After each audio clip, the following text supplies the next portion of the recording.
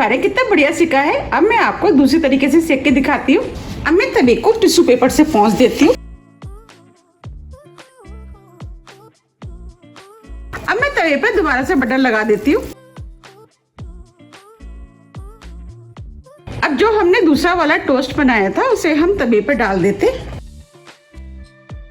इस साइड से हम इसे बिल्कुल उसी तरीके से सेकेंगे जैसे हमने पहले सेका था। दूसरी साइड से हम इसके ऊपर बटर लगा लेते हैं। अब हम इसे सिकने देते हैं। फ्लेम को हम स्लो मीडियम ही रखेंगे। अगर आपको लगता है ये नीचे से जल रहा है तो आप फ्लेम को स्लो भी कर सकते हैं। अब हम इसे पलट देते हैं। आप देख पा रहे हैं कितना बढ़िया सिका है। अगर आपको इसे और भी ज्यादा टेस्टी बनाना है तो आपके पास अगर चीज स्लाइस है तो आप इसका इस्तेमाल कर सकते हैं। अगर आपके पास चीज स्लाइस नहीं है, अगर आपके पास चीज है तो आप इस तरीके से इसके ऊपर ग्रेट भी कर सकते हैं। जब हम चीज डाल करके इस टोस्ट को बनाते हैं तो ये खाने में बहुत ही ज्यादा टेस्टी लगता है और बच्चों को तो ये बहुत ही ज्यादा पसंद आता है। चीज आप अपने टेस्ट के अनुसार थोड़ी सी कम या ज्यादा भी डाल सकते हैं। अब हम टोस्ट को स्लो फ्लेम पे सिकने देते हैं। जो साइड से चीज है हम उसको निकाल देते हैं।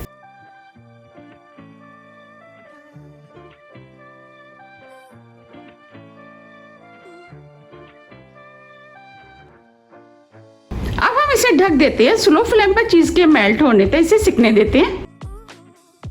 अब ये चीज में मेल्ट हो गई है। अब हम फ्लेम को ऑफ कर देते हैं और इसे प्लेट में निकाल लेते हैं।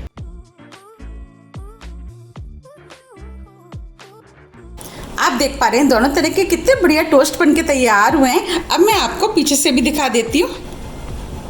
देखिए कितने बढ़िया सिके हैं। अब मैं आपको दिखा भी देती हूँ कितने क्रिस्पी बने।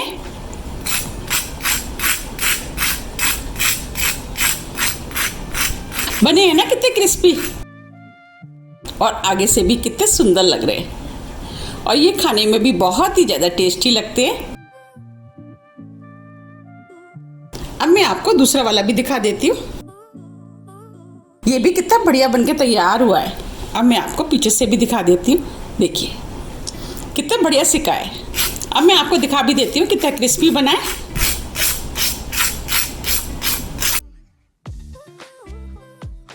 ये दोनों ही क्रिस्पी बनके तैयार हुए हैं। अब मैं आपको दोनों को काट के भी दिखा देती हूँ।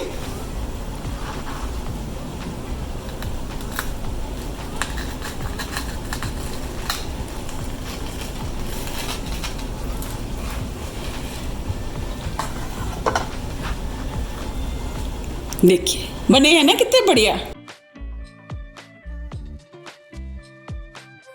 अब मैं ये वाला भी पास से काट के दिखा देती हूँ।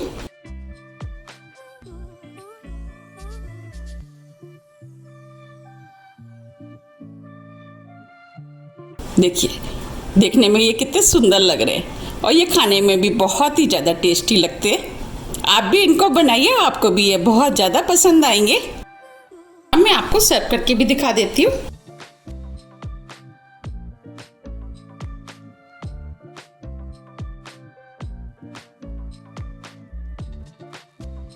अब मैं इसके ऊपर थोड़ा सा हरा धनिया डाल देती हूँ जिससे कि ये देखने में और भी ज़्यादा सुंदर लगेंगे।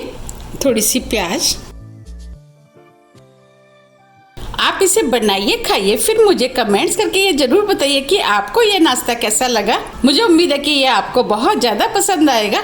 आप मुझे कमेंट्स करके ये भी बताइए कि आप इन्हें कब बना रहे हैं। अगर आपको मेरी रेसिपी थोड़ी भी पसंद आती है तो रेसिपी को लाइक कीजिए, चैनल को सब्सक्राइब कीजिए और ज़्यादा से ज़्यादा शेयर कीजिए। अब हम फिर मिलते हैं इसी तरह की टेस्टी रेसिपी के साथ। जब तक के लिए नमस्कार।